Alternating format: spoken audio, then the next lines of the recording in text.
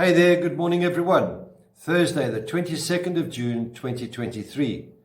This morning's devotional is a reading from Philippians chapter 4, verse 6, which reads, "Do not be anxious about anything, but in everything," now listen to this carefully, "but in everything, by prayer and petition, with thanksgiving, present your requests to God." Are there some situations which are so overwhelming, so challenging, or even so distressing that you just cannot help but worry about them? No, you may say, I'm not worried, I'm just concerned. But here's the question, is there a difference between worry and concern? And there is a difference, and it's big enough that we need to know what it is.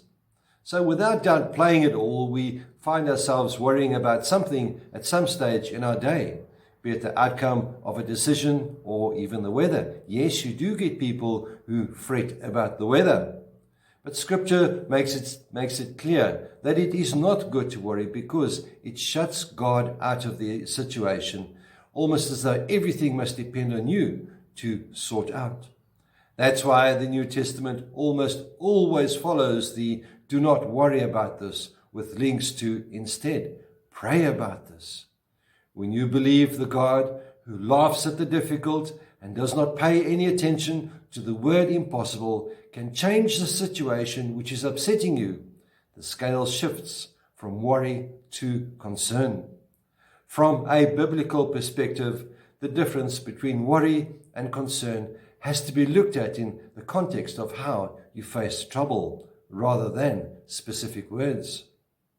It's the context of how you handle it and what you think about it that determines whether you are worried or concerned. On a number of occasions, God expressed concern, strong concern over a situation. For example, in 1 Kings chapter 13, verse 23, we read, "But the Lord was gracious to them and had compassion and showed compassion for them because of his covenant with Abraham, Isaac, and Jacob."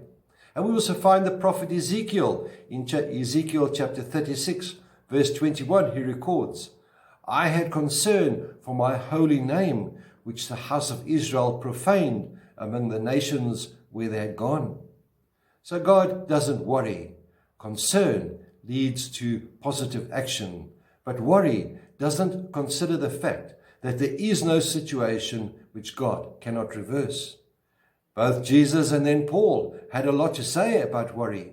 Jesus in Matthew chapter 6, verse 31 said, "Do not worry about what shall we eat or what shall we drink or what shall we wear," with a reminder that it was the pagans who worry because they did not understand that God makes a difference in our lives.